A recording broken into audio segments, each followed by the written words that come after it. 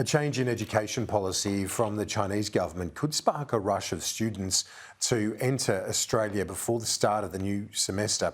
In an extension of relaxed COVID restrictions, China will no longer recognise tertiary qualifications earned entirely online. Since the pandemic began, tens of thousands of international students have studied and completed their courses online without ever setting foot in Australia.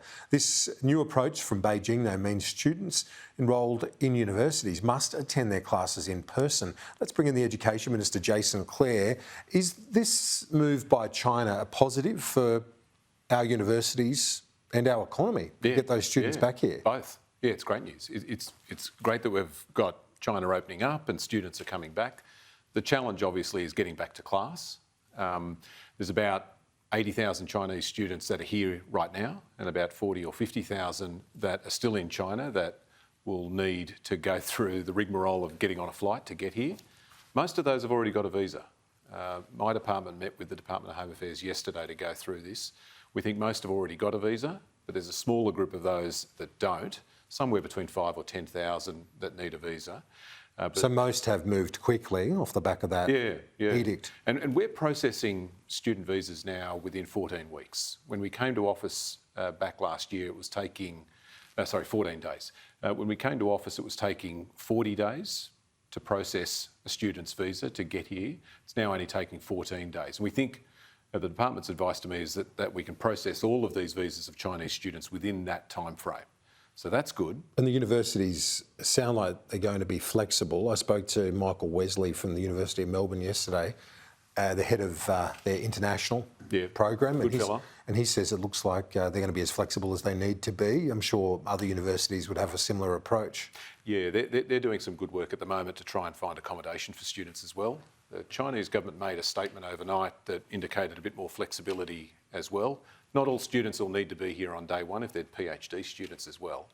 But the big challenge is going to be getting a flight and getting accommodation. But fundamentally, it's a good news story. But I guess you think for some of those students who might be final year students, because of the pandemic, they've done their whole degree to this point. That's true. Online, and now they're going to have to scramble, come and meet their lecturers face to face. That's true, but I reckon there'll be a lot of people excited about that too. When you go to study overseas, you want to go overseas, and having to do it remotely for so long would be awfully frustrating. So the chance to come and live in Australia, part of the magic of international education, this is our biggest export that we don't dig out of the ground, is that it doesn't just make us money, but it makes us friends. And if people come here and they soak up all that Australia's got to offer, they go back home eventually with a different opinion of us.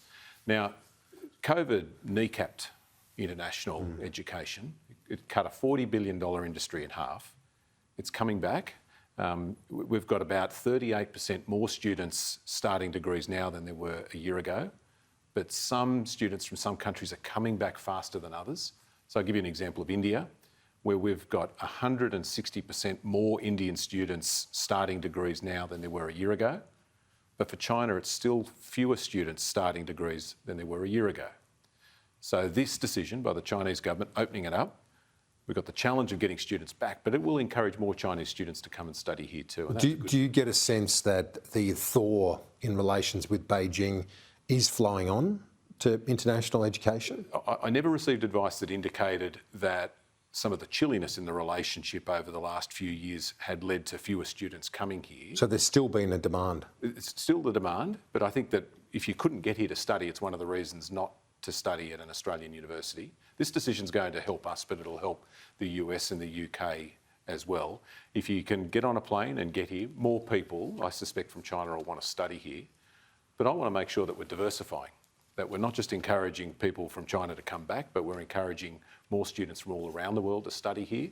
I'll head off to India in the next few weeks, working with the Education Minister there on a mutual recognition agreement, so we make it easier for students to study here and study there. On that graphic there, you can see Vietnam, Indonesia as well. You'd have to think in those two countries there's growth potential. Big time. So you can see on that graph that Chinese students make up around about 39% of all international uni students. And then it's daylight to India after that. And then after that, Nepal. And then Vietnam's pretty small.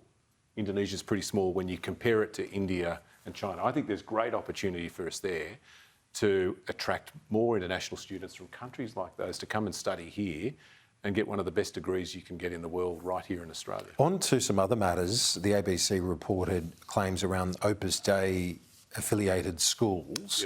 Are you satisfied with the response to the allegations made? I think the New South Wales government's made the right decision. You know, there's serious allegations. They've got to be properly investigated, and I think they will be. It's the right thing to do to refer it to the New South Wales Education Standards Authority. They're the body that have got the right powers there to seek documents, seek answers, and find out whether there has been a breach of state or even the Commonwealth Education Act. My department, Kieran, wrote to the New South Wales Education Standards Authority this morning and asked them to keep us informed of their investigation, as well as what the outcomes of it might be or are when it concludes. When a similar situation happened a couple of years ago with Malik Fard Islamic School in Western Sydney, an allegation was made, the New South Wales Education Standards Authority conducted an investigation, and then the Commonwealth Department appointed an independent person to conduct their own audit. And my department's advised Nessa today that depending on the outcome of their investigation, they might do the same thing. Okay, and now on to the broader school system. New South Wales Labor in the campaign yesterday committed $400 million to that state's school system. Still going to be a 5% gap in the school resource standard. Will the federal government, that's basically the level that was set by the Gonski approach, will the federal government step in and fill that gap of 5% funding? Yeah, we made the commitment in the campaign to work with states and territories to get all schools to 100% of funding. You know, I want to see 100% of schools 100% funded. I welcome that announcement by Chris Minns yesterday because it gets us closer to that. The report that came out from the Productivity Commission a couple of weeks ago was blistering in its criticism of the current education agreement that the former government struck. Basically said there's no targets and there's no reforms to get us to where we need to get to. So when will you get them? Well, we've got that report now. We are going to set up an expert panel to give us the advice we need on what are the reforms that we need to fund to fix the problems that report identified. If you're a kid from a poor family or from the bush or an Indigenous young person, that report tells us that you're 3 times more likely to fall behind at school. So we need to make sure that we're funding schools properly. Funding's important, but what we spend it on is even more important. We've got to fund it on the things that will work.